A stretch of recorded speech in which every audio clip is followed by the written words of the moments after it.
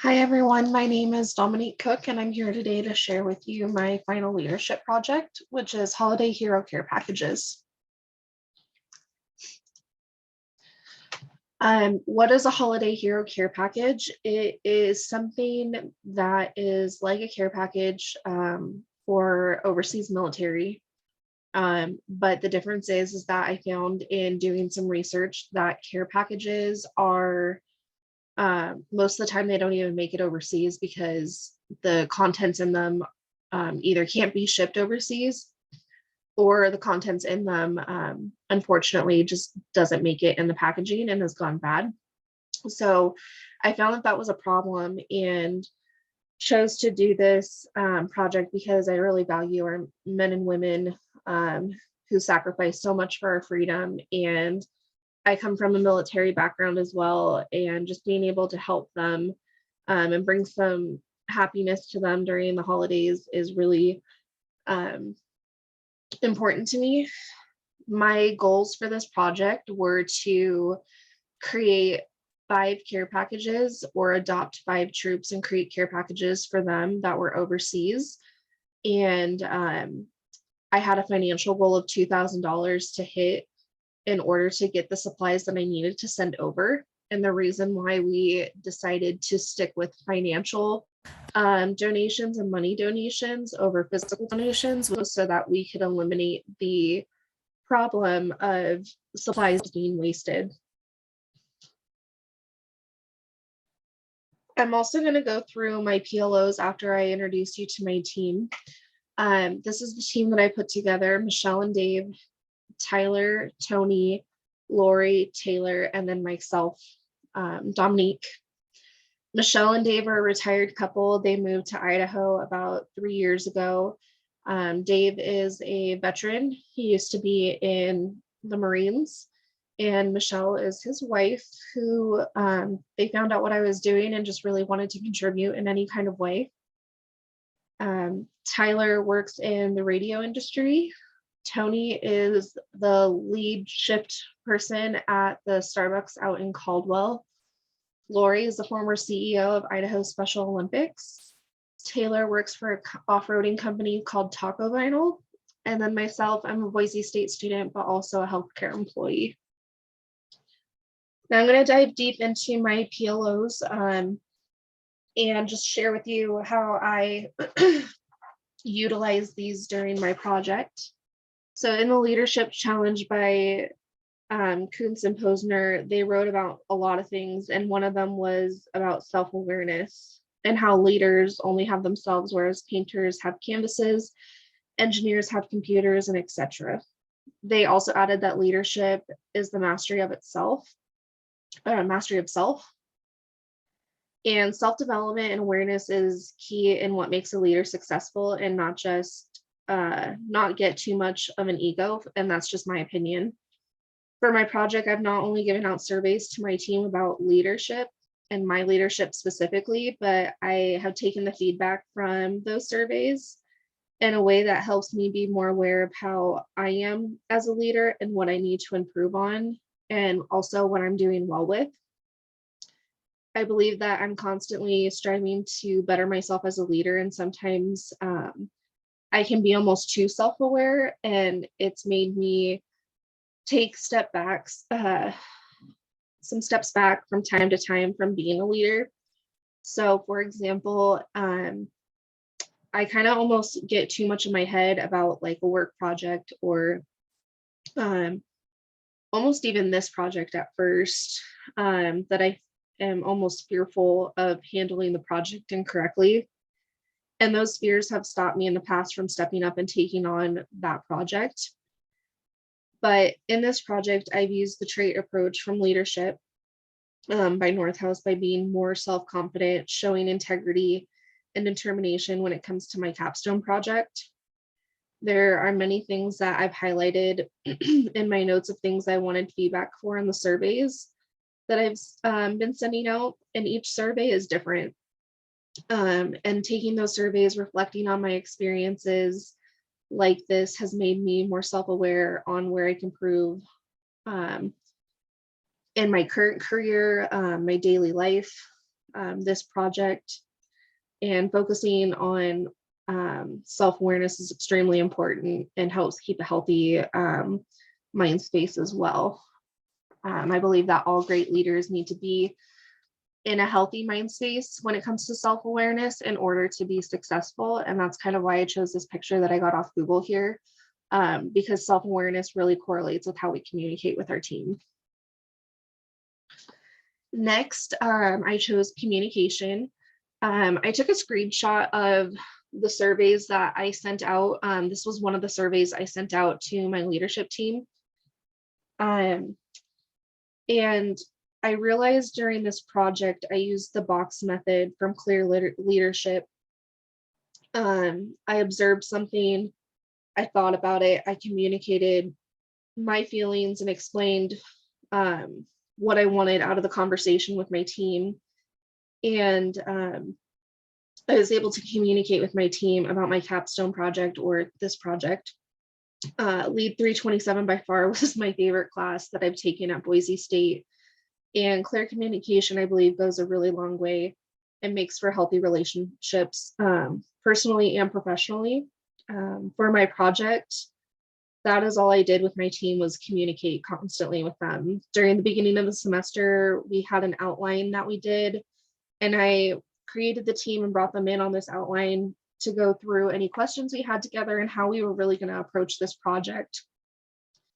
This is when I decided, how our project was really going to be. We collaborated, we communicated our thoughts and ideas to each other, and we weren't afraid to put out there what we thought was good and what we thought was bad, and what we thought maybe would be a trial and error. And we've gotten together a few times in person over the semester, but a lot of it was through, a lot of our communication was through email, text, and FaceTime. And we did weekly huddles, just to kind of touch base to see where we were at with how everyone was doing, what our accomplishments were, what our goals were for that week, what areas we needed to work on. And these sessions really helped keep our focus on the really important parts of our project, but also being able to touch base with everyone to see how they were mentally doing was also really great. And to make things better, during the times we did meet and collaborate, it just wasn't always about work, and we got to know each other on a personal level. Next is Scholarship of Leadership. Leadership, by contrast, is about coping with change. More change always demands more leadership. They actively seek out people with leadership potential and expose them to career experiences designed to develop that potential. That's from Cotter. My project, as I mentioned, had its challenges. And with those challenges, we made changes. Some of us agreed on those and some of us didn't. I approached these challenges and changes as an adaptive leader and made informed choices. Some of these included not going with physical donations. We chose this because at the point of the project that we found that we were struggling with hitting our financial goal, I didn't think that there was enough time to start adding physical donations into it. And our goal really was to make sure that these care packages were created, but that also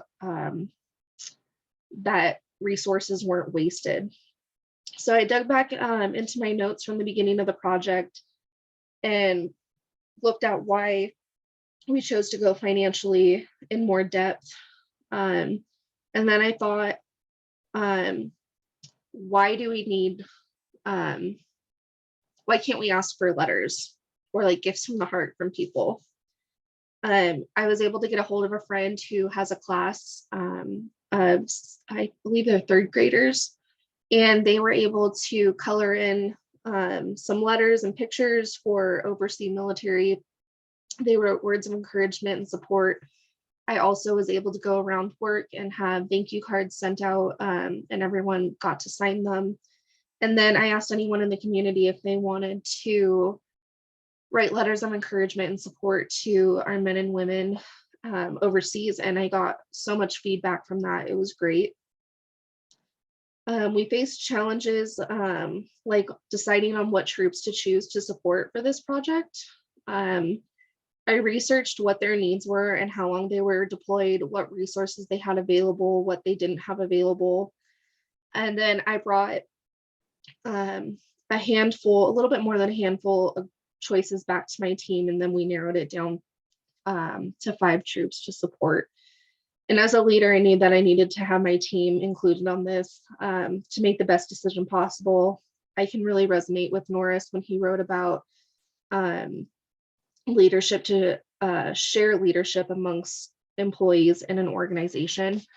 I know he was specifically talking about work in this, the difference between a manager and a leader. And I've seen the difference between a manager and a leader and in my personal and work life. And that's how I knew the difference after reading the examination of self-leadership. And I really just wanted to be that leader role and not a manager. And so I really made sure to include my team in on this.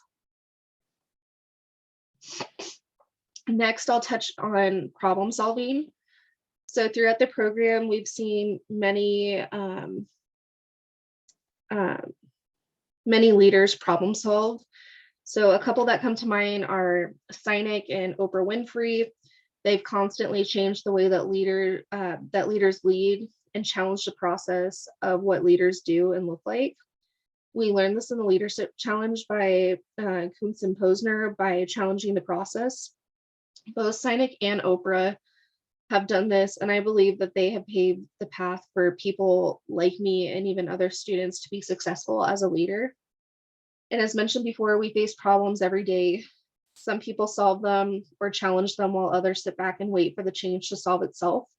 But as a leader, I didn't want to wait around to find ways on how to make all the parties involved happy with the solution. So we just really dug in. We may not have solved the problem right away, but through trial and error and not giving up and figuring out what the key problems were that were being solved, I was able to listen to my team and my followers during these challenges and was able to come up with solutions. So one of them is how I was able to use the same project, and this is something I brought my team into. I knew that this capstone project or this leadership final project was going to be a huge project to take on, and I'm taking 2 capstone classes this semester.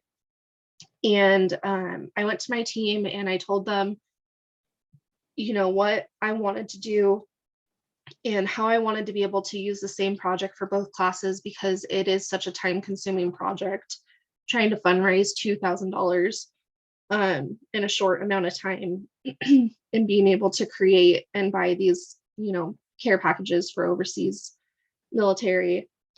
So I thought, how can I make this project fulfill both the needs of these classes? This idea of using the same project for both classes has its pros and cons. And, you know, with talking to my team, the pros outweighed the cons.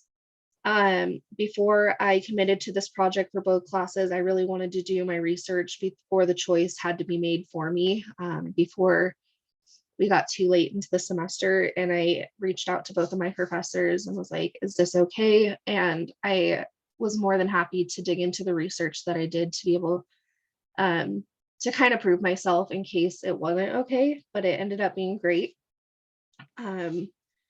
We face challenges every day, and I believe it really takes collaboration of a team and listening to our followers in order to make the right decision in solving a problem.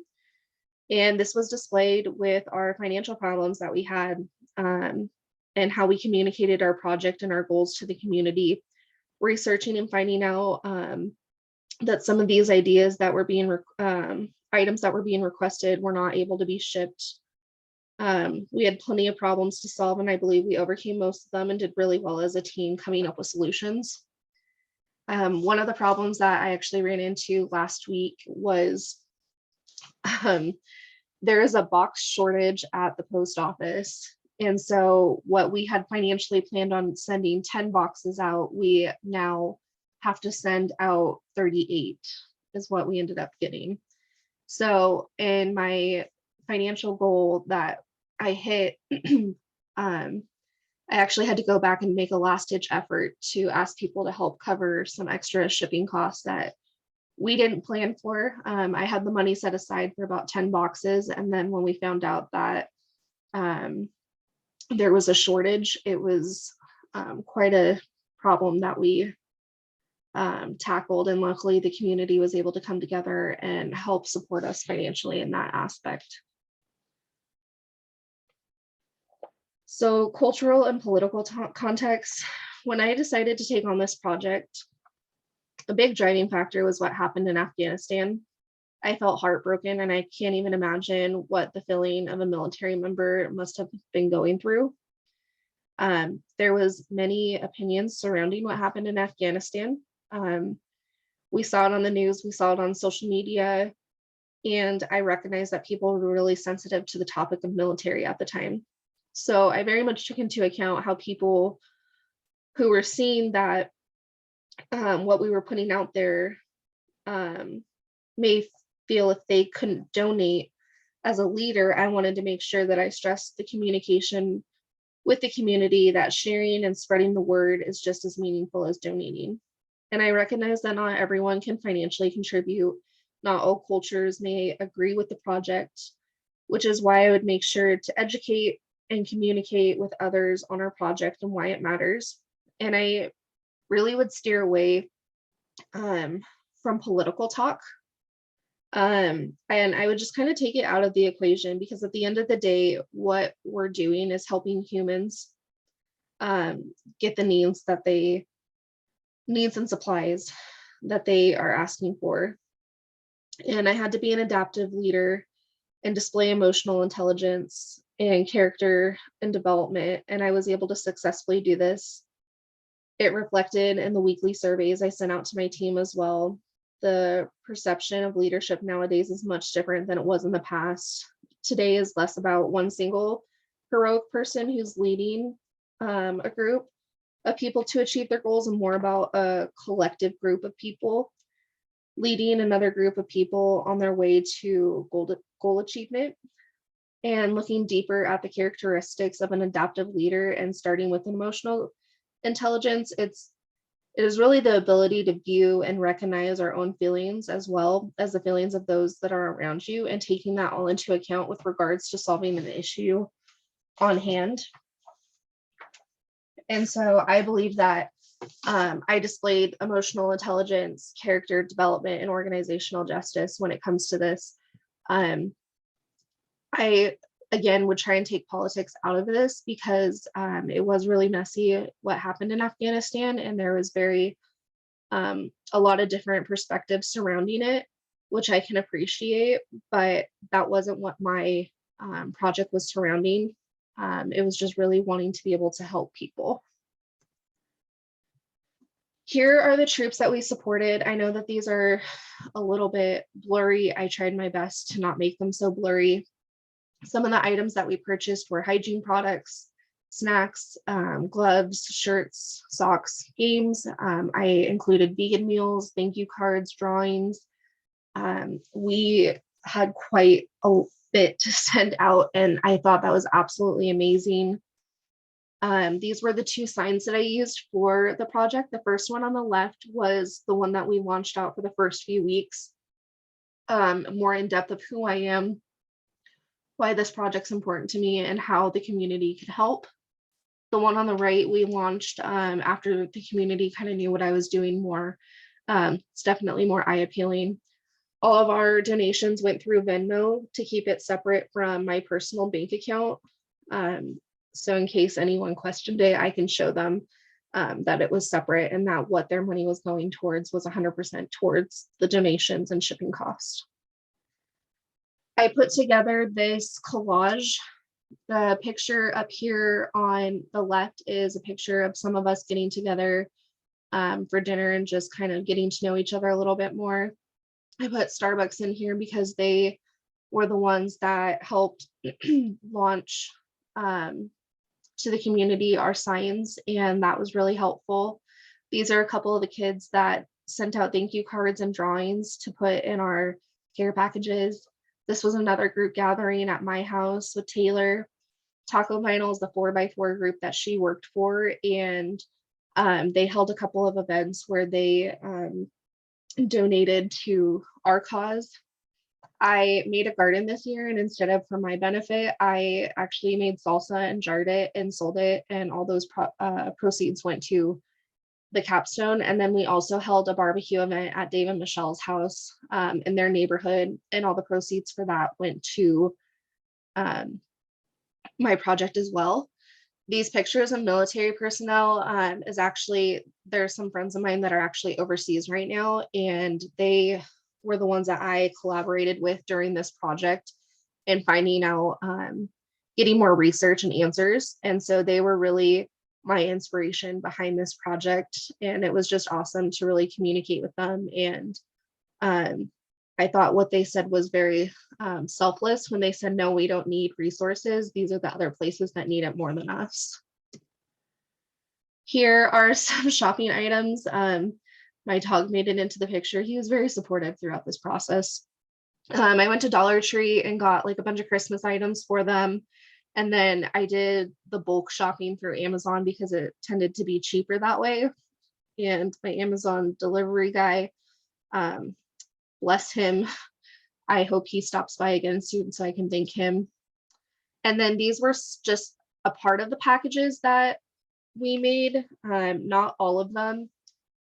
We ended up having 35 or 38 of these. These were the Christmas ones that we put together. And then this was just a portion of them that we shipped off. And these bags right here are actually bags of coffee that Starbucks donated. And then this balance actually isn't correct. We ended up raising a little over $2,000, which was absolutely amazing. I didn't think we were going to hit our financial goal, and people from the community really came in clutch the last week of my project. And then this page right here is my reference page from those quotes that I pulled out of the books and referenced throughout this presentation. Thank you all for listening, and I hope you all enjoyed.